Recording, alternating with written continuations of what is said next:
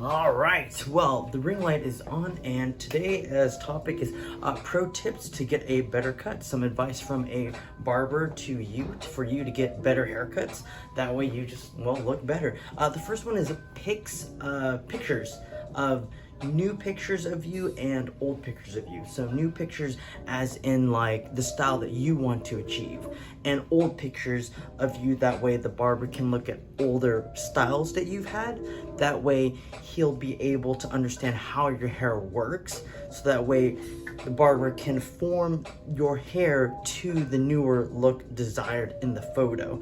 It's really easy to help the barber or hairstylist or cosmetologist to figure out what you want when you're showing an exact picture of the style. Just make sure that the new picture of the desired look is actually of the same ethnicity or hair type as you, because I get a lot of Asian guys who bring in pictures of white guys, and that won't work. Yes, that won't work. Or in vice versa, flipped. Yeah.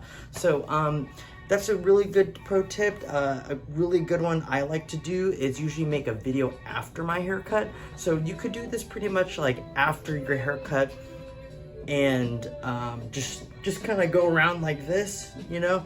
So if you like the haircut that you get and you shoot a video afterwards, you'll be able to see it from all the other angles. From that haircut that you had that was good, and you can rewatch it, you get more information on knowing what to ask for or to change in the future, and to request things that you like and don't like from the cut by recording your haircuts right after. On top of that, if you get a haircut that's good, you can actually show the barber a haircut that you like that you had in the past, and he can see, you know, he or she can see the 360 view.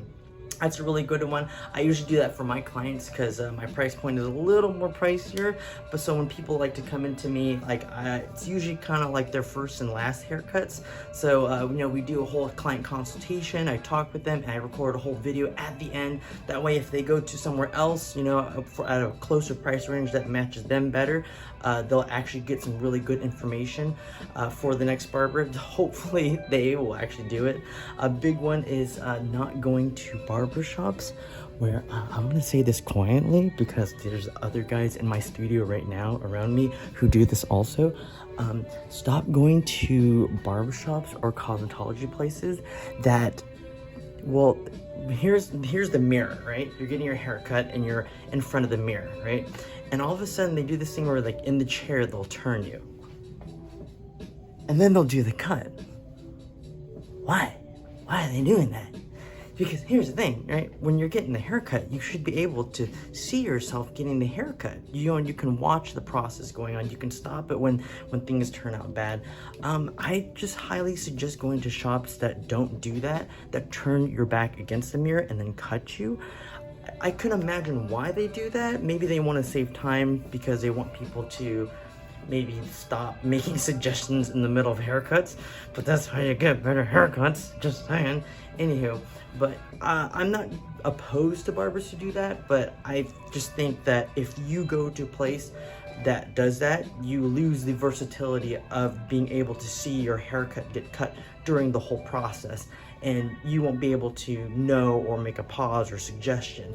Another one is go to a more pricier place, because, you know, all this advice may not even work if you're going to like a $5 place between $15 place, you know, like those you know, those Asian barbershops, you know, like $5 or something like that, you know, like they're not going to listen to any of this information. They might, you know, these places, they won't even look at a photo or a video, all right?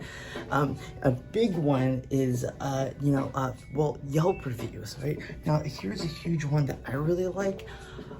If you go on Yelp and you find a good barbershop, right? Of course, you're going to choose on one with the higher reviews, right? But the problem is, even when you go into those barbershops with the higher reviews, you're not guaranteed a really good cut. So how to guarantee that is when you go into a good barbershop on Yelp that has high reviews, look on the photos, scroll, and pick a photo that you like. Now, typically on these Yelp reviews, the barber who cut at that salon, shop, or studio will usually tag their name.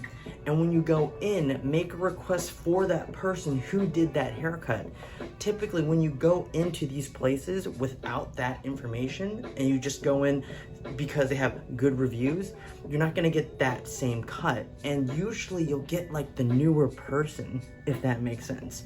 Another piece of advice for the $5 to $15 places, you know, there's Asian places, no, I'm just saying, right?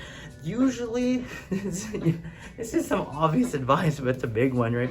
When you go into those places, they are cheaper, don't get me wrong, but of course, get your haircut from the person who is like the busiest guy, you know? Usually the busiest guy is the one who's the best, you know? And they usually have like 2 or 3 people waiting, you know? Like, you know, when you walk into the barber shop, right? And then you just see one person just like waving you down to their chair, you know? No. Point at the guy cutting and then wait.